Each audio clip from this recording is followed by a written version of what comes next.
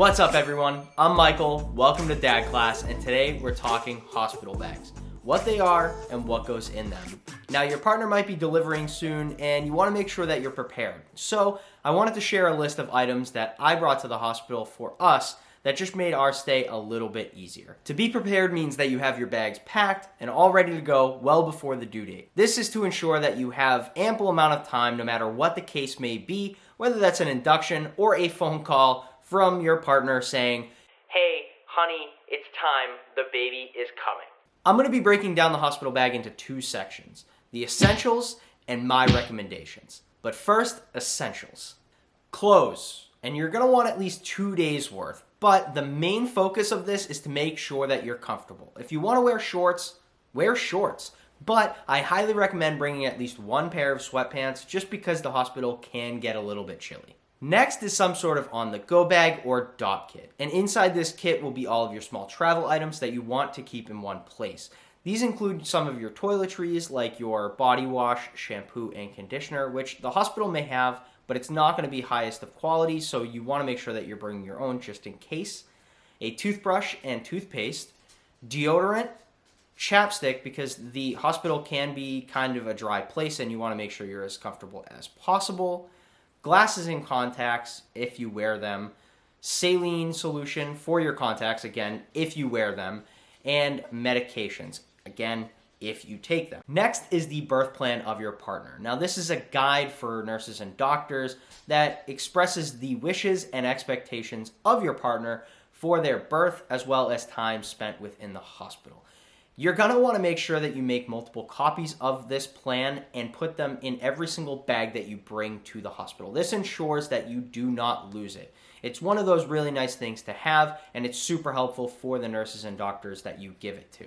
I would highly suggest just going on Google, looking up a birth plan template and using one of those. I will also leave one in the description below, and you can check that out after the video. To finish up with the essentials, I want to make sure that I mention that you should bring the car seat for your baby. I know this technically isn't going to fit in your hospital bag, but it's something that is super important and you definitely do not want to forget it, especially if you get all the way to the hospital.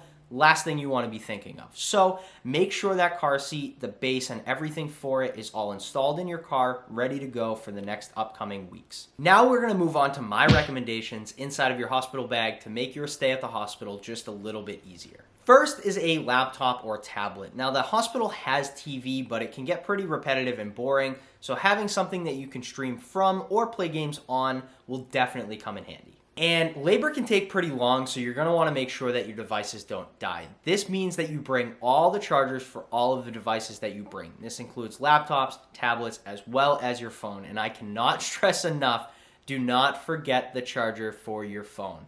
The last thing you want is for your phone to be dead when you want to take a picture of your new baby or text everyone a photo of your new baby. So make sure you remember those chargers. Speaking of long labor, something that wasn't necessarily a lifesaver for me, but for my wife, I guess unless you count the fact that if I didn't bring it, then my wife would have killed me, so I guess it was a lifesaver for the two of us, was a portable fan. Now, this is the one that has bendy legs on it that you could actually clip to the side of the hospital bed, and it was super helpful for when she was going through labor, and especially when she was pushing, it just helped keep her cool. Plus, it has the added benefit of being able to be used after labor when you can clip it onto your stroller to help keep your baby warm in the summer. So I will leave a link to this in the description below. Now, passing time in the hospital is the name of the game. So trying to bring something maybe like card games or a deck of cards will be super nice. We brought Phase 10 and Skip-Bo with us just in case we had some downtime to play them.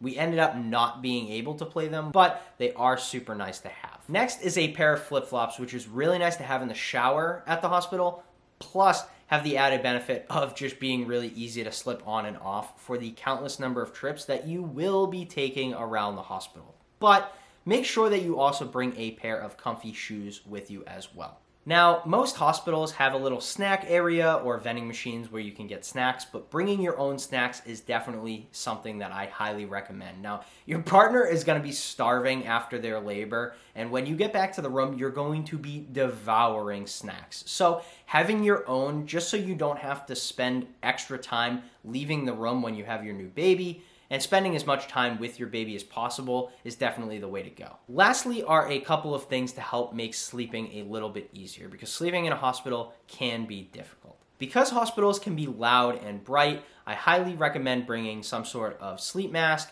and earplugs. This ensures that you get the most amount of sleep possible in between feeding the baby. And talking about much needed rest, your partner is going to need so much sleep whenever they can get it. So making sure that you don't disturb them with watching things on your laptop or phone or anything like that, make sure you bring a pair of headphones. This ensures that you do not wake them up while they are sleeping, and if you do that, you will have a very, very bad day. Pillows and blankets from home, maybe just a blanket or two and then 1 or 2 pillows is definitely the way to go. Hospital pillows suck, and trying to sleep on them is just awful, given the fact that you're probably not even going to be in a bed, you're going to be in some makeshift bed type of thing. So having those from home will ensure that you're as comfortable as possible. The last thing is more of a tip or hack or whatever you want to call it, but it's just to have a half a tank of gas in the car that you're going to be taking to the hospital for the weeks leading up to the due date at all times. This ensures that you're not going to be leaving for the hospital in a hurry, grab all the bags, you put them in, now you're on empty. Now you have to stop at the gas station, you have somebody in the passenger seat screaming at you, pregnant, because you didn't fill up the car. Just fill up the car, make sure it's constantly filled up with at least half a tank of gas, and you will definitely have a better time, I promise you. At the end of the day, packing hospital bags ahead of time can ensure that you're prepared for your journey at the hospital, and it guarantees that it's already done and you don't have to worry about it. If you enjoyed the video, if you wouldn't mind liking and subscribing to the channel, it would help me out a ton. And if you want to stay up to date with all the other content that I post, if you wouldn't mind hitting the notification bell, that will keep you up to date with all the content that I post in the future. So, thank you so much for watching, and I will catch you in the next one.